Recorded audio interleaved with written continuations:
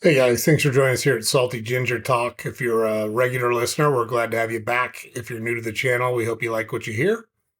So our podcast is for people that want to either learn something new or make themselves a little bit better every day. So today's episode, we're going to talk about delayed gratification. And delayed gratification is exactly what it sounds like. It is foregoing satisfaction or gratification now for a larger piece of gratification or satisfaction down the road. And any successful person knows how to practice delayed gratification. So some examples from our own life. When we were young, we knew we wanted to grow up and try to be a professional baseball player. So even as a 3-year-old, if you'd asked me what I was going to be when I grew up, anyone that knows me, I was going to be a professional baseball player is what I told everybody that asked me. And so when I was 11, I got, got left off an all-star team. And I was upset by it and et cetera, et cetera. Well, my dad was the last vote that left me off of the team. If he had voted for me to be on the team, I would have been in. But he did me a favor and did not vote for me and said, I didn't think you worked hard enough.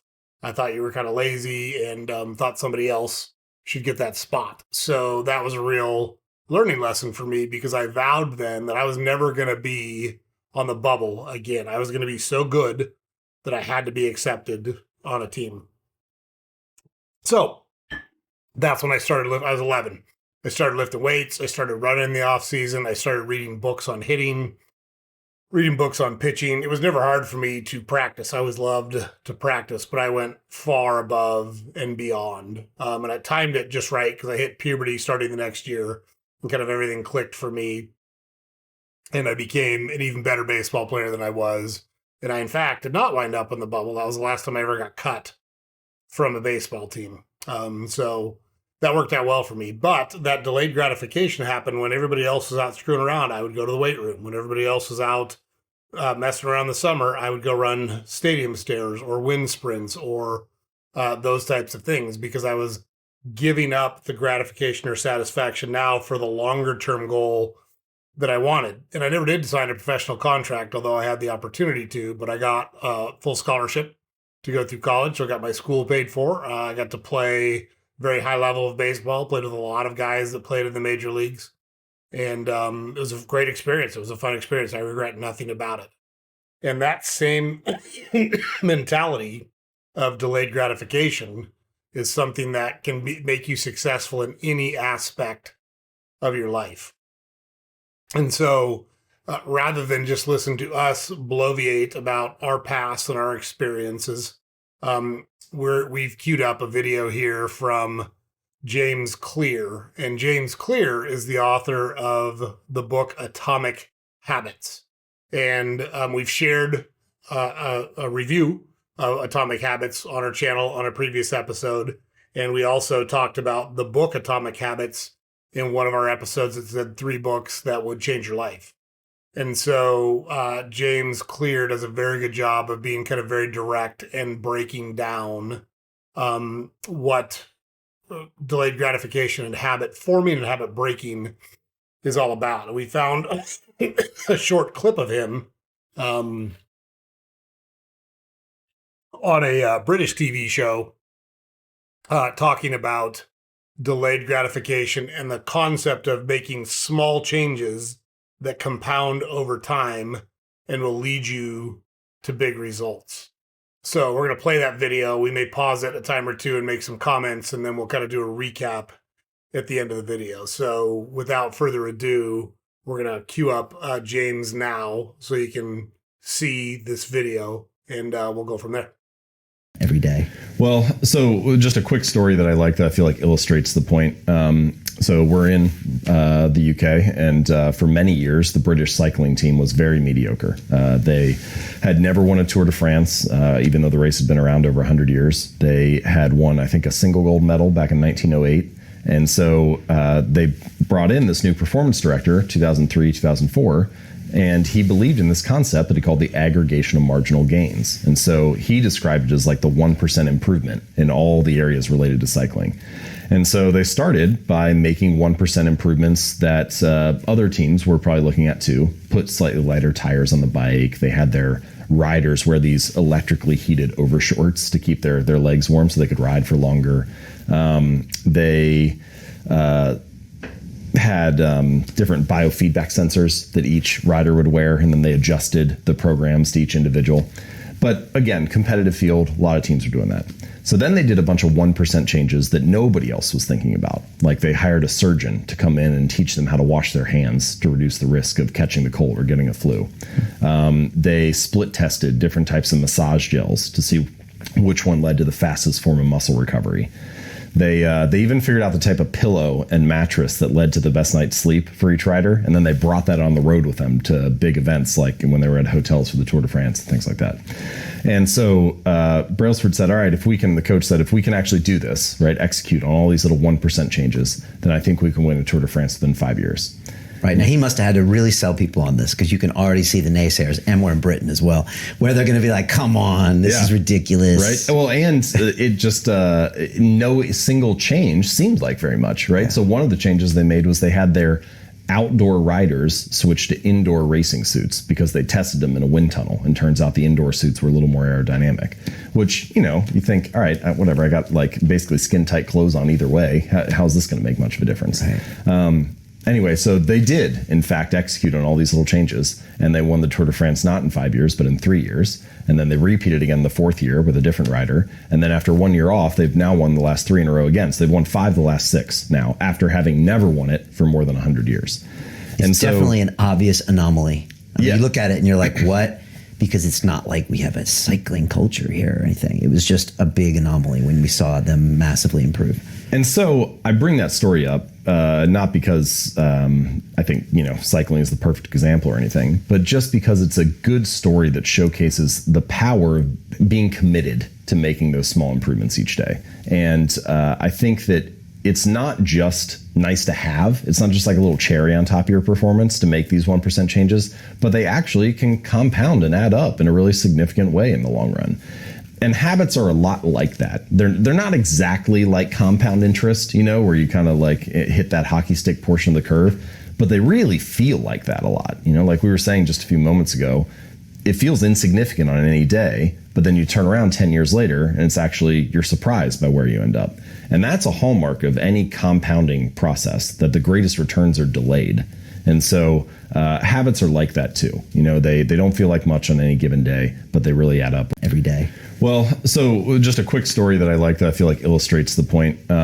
So we're in the UK, and for many years, the British cycling team was very mediocre. They had never won a Tour de France. Okay, so great video there. I think using the example of the British cycling team does a great job of really kind of breaking down just how small the changes that they made and the long-term big-time impact they had on the success of this British racing cycling team.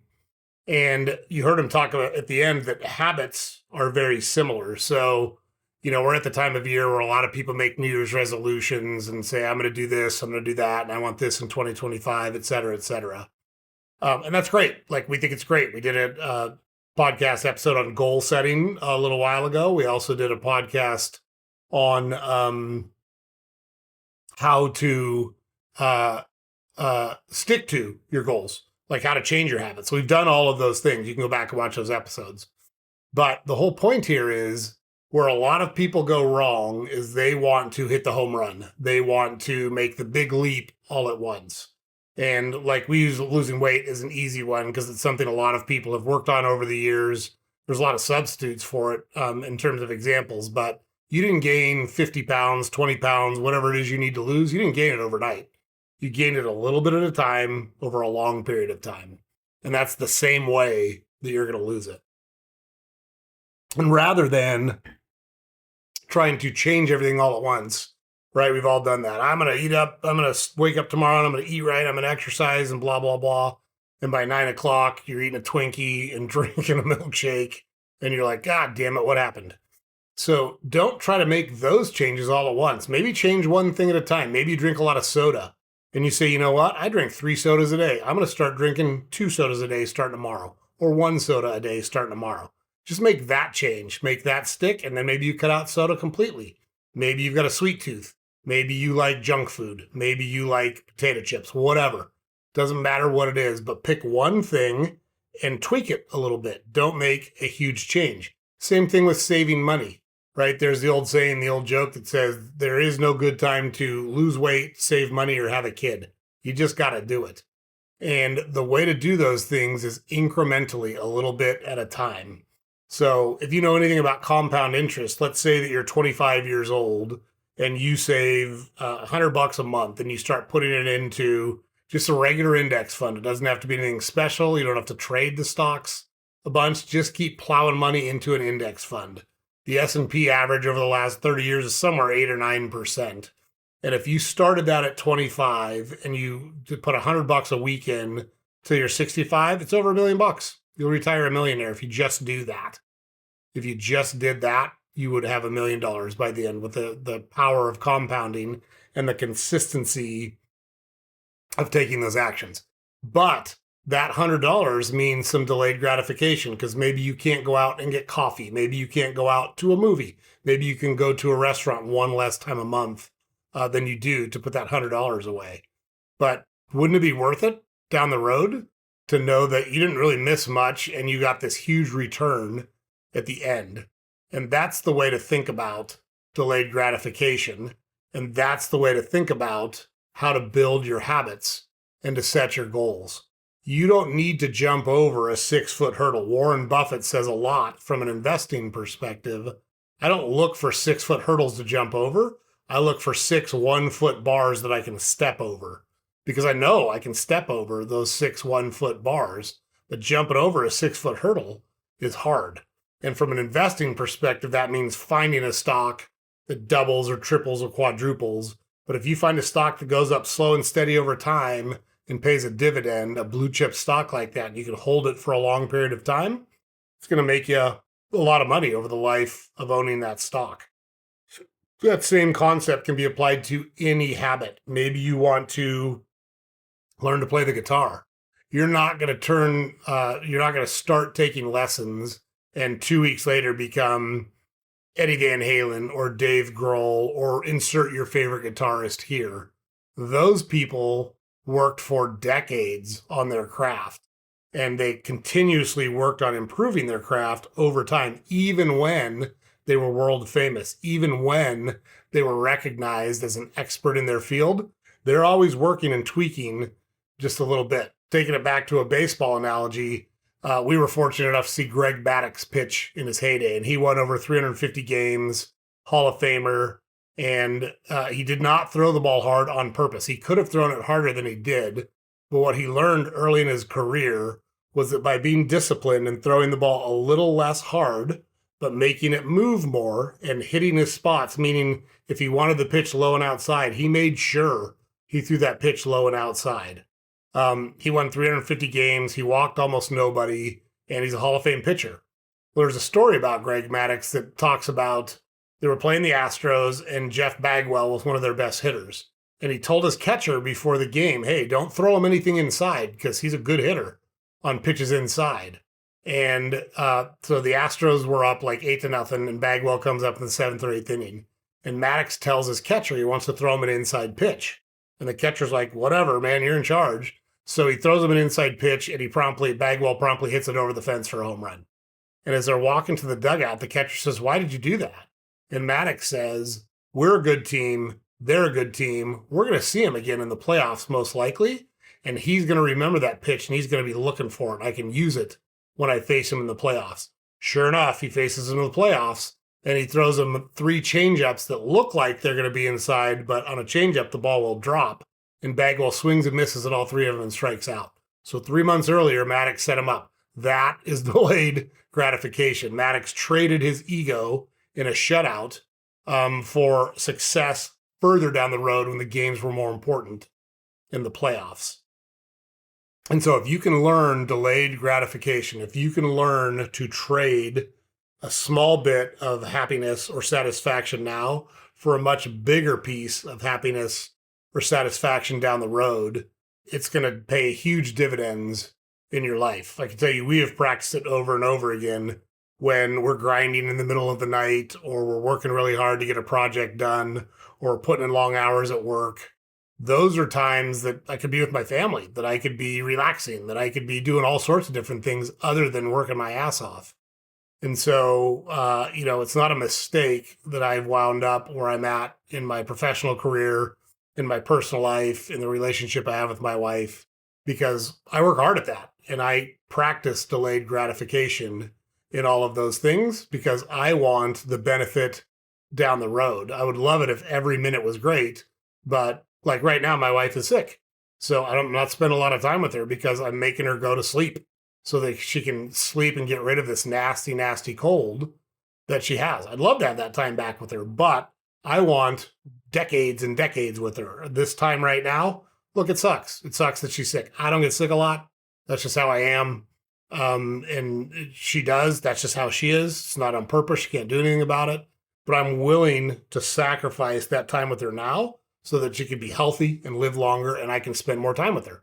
So that delayed gratification mindset is something we all need to work on. And in today's society, that can be a really challenging thing with social media, with keeping up with the Joneses, with kind of the instant way that life is available to us on our phones. You can get the news now. You can get information now. You can get calls and texts and all sorts of things now. You don't have to wait like you used to. For those of us that are old enough, we can remember where if you missed a TV show because you had whatever going on that night, you can see it till it was a rerun. There was no other way to see it. There was no on demand. There was no, they'll play it again next week. No, they won't. They won't play it again until the summer when the reruns happen. So you just had to wait until you could see it again. And so I think a lot of us that are older have lived in a world where delayed gratification was more normal and more a part of our society. And in our society now, it's made delayed gratification less popular, less attractive, and I think in a lot of instances harder to achieve. But if you can develop that mindset that, hey, I'm going to trade this satisfaction now for my long-term goal because the payoff down the road is much greater than whatever little bit of satisfaction I'm going to get now, you'll be hugely successful in your life. So think about that. Delayed gratification, pound it into your head. It is the way to go. And at some point, you got to cut loose and live it up a little bit.